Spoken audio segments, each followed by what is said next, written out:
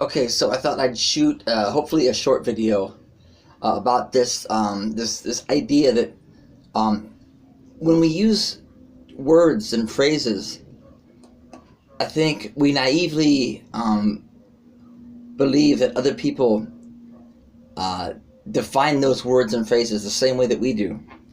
And I'm telling you, with love, this concept of love and what that word means, I'm convinced we're all over the map about what it means to be in love with someone. What does that mean versus loving someone? So it's not just like rhetoric, splitting hairs. It's important to like define what it is that we think those concepts mean, those words and those phrases mean, because someone else might not see it the same way. And there's a guy who has a pretty big social media following. I think his handle is Steven Speaks, and he does emails and YouTube videos about relationships and love and what guys and women are looking for. And I have a lot of respect for him. But looking at some of his posts and videos, it's clear that like he and I have a different understanding or definition of what it means to be in love with another person. And look, you're free to disagree or have your own perspective about what that means. But if we're going to have effective communication and have an understanding with each other, then we need to understand what it is that you mean and I mean by those terms. So, once again, when I say being in love, falling in love, I'm talking about a chemical reaction in the brain. A primitive chemical reaction that, yes, you can fall in love by this definition in less than 1 second. It's a physical, primal response. It's a mating instinct. When you see a partner who is like a maybe ideal sexual partner, it's lust. And this is my definition, okay? You can have your own definition. But this happens. This is part of a human experience that you will see those people that, boom, without knowing a damn thing about that person. I can look at pictures of Brigitte Bardot from the 60s, and yeah, she's beautiful, and I start to ascribe all these great altruistic qualities about the person she is because of her beauty. I think we do that as human beings. And let's just be real and mature and intelligent and say we don't know anything about that person.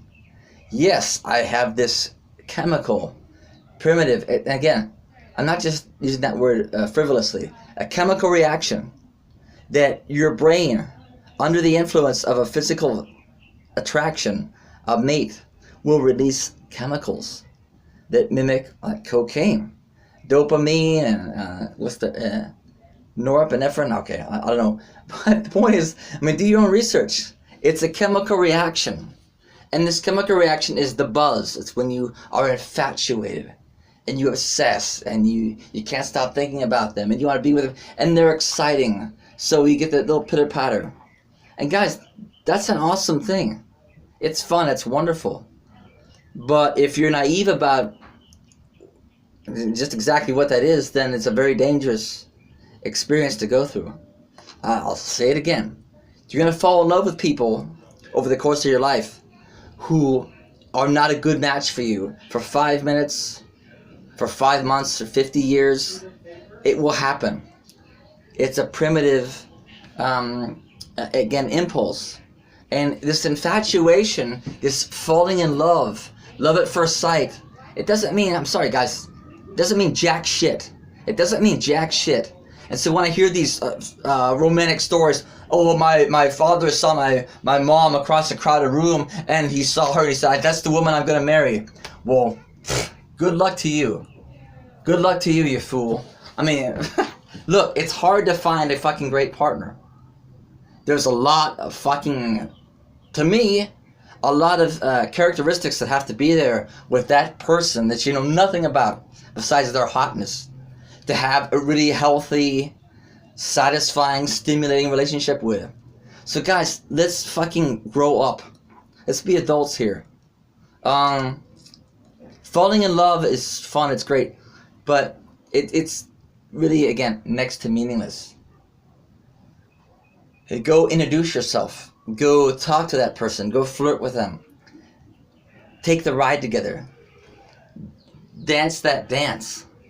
But know, full in your mind, consciously, that as much as you're attracted to them, there's still like a really slim chance that we're going to last forever. For 5,000 years, to be together forever. Or 50 years. Let's just be adults, guys. Come on. It's hard for like teenagers and young adults, but those of us that have been married and been through relationships in our 40s and been with lots of people, somebody else fucking say it. It's hard to find a partner through life, and even for any amount of time. Because again, I want a fucking kick-ass partner. I want a woman who has got the heart and the balls to go and try to change the world and be outspoken and flirt with me and fuck with me, keep me on my toes and throw water on me and just, I mean, keep me on my toes. That's hard to find because most people are timid. They tiptoe through life in their little shell. They don't love themselves, so they're lonely and desperate, and they just want someone to fill that hole. And side issue, I mean, so many of my relationships in life, the frustration comes when these women I'm seeing, I can tell, they're all wrapped up that I need to be that guy, their boyfriend, maybe be the one, their husband, when if they have like real eyes to see the reality, we are not a good match for each other. We would drive each other crazy. Yes, there's chemistry. Hey Dad, have you seen my baseball? No, I haven't seen. I don't want to be that guy to fill that hole in their life. Just, you know, that square peg to fill that emptiness in their life. That's always driven me crazy. And over this happens with like adult women